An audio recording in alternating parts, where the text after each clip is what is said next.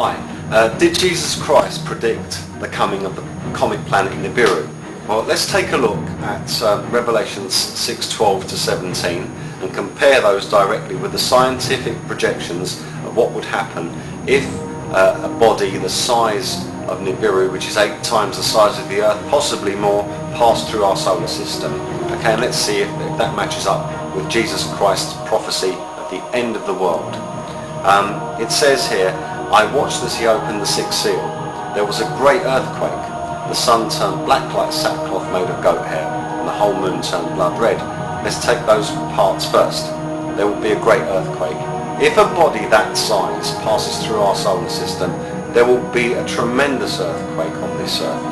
There will be such an earthquake that, as Jesus said, not one stone shall be left on another.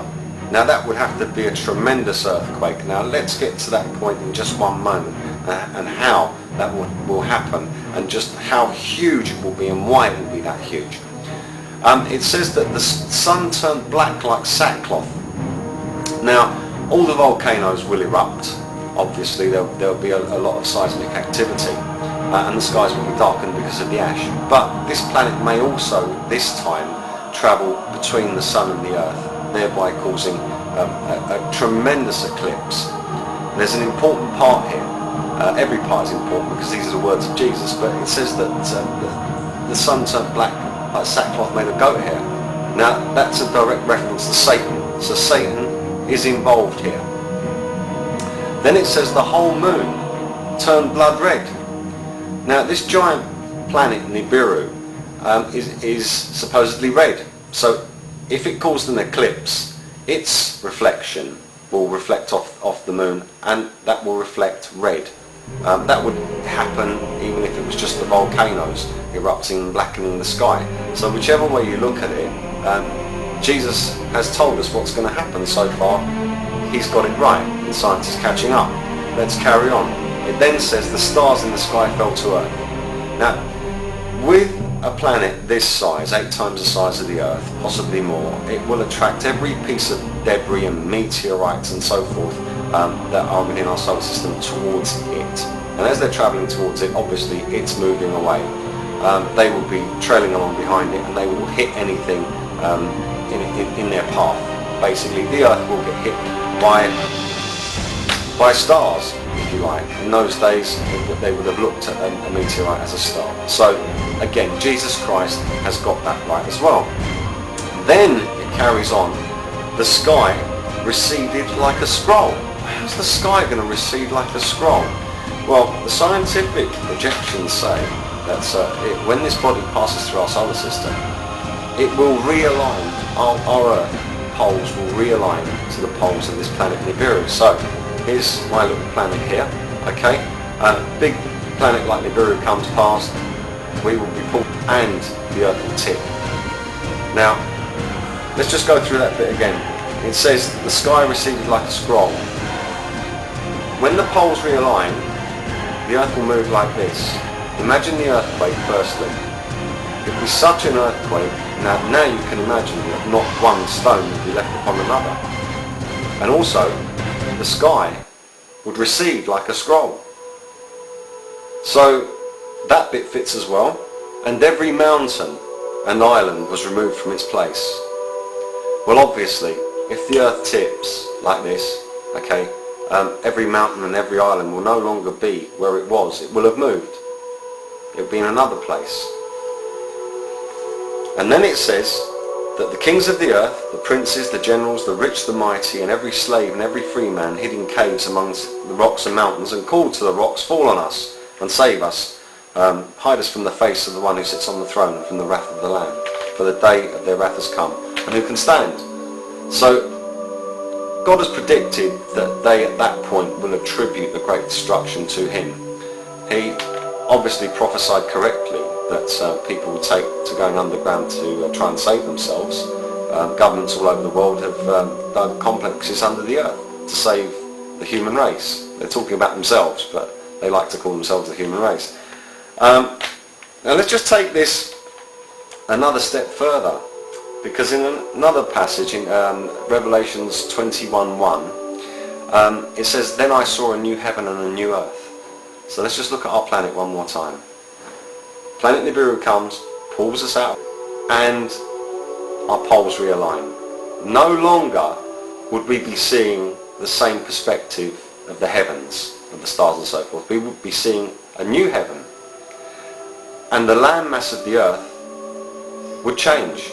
The waters would redistribute. So there would be a new earth. So a new heaven and a new earth. All of God's promises seem to be fulfilled in the scientific projections of what will happen if this planet Nibiru passes through our solar system as it seems it will do. Taking all of these things into account, for those of you who don't believe in Jesus Christ, perhaps it's time that you took a little bit of time to do what Jesus said. Seek and you will find. Because if this is correct, the end is coming. It's not far off. And only those who call upon the name of the Lord Jesus will be saved. Please make sure that you're one of them.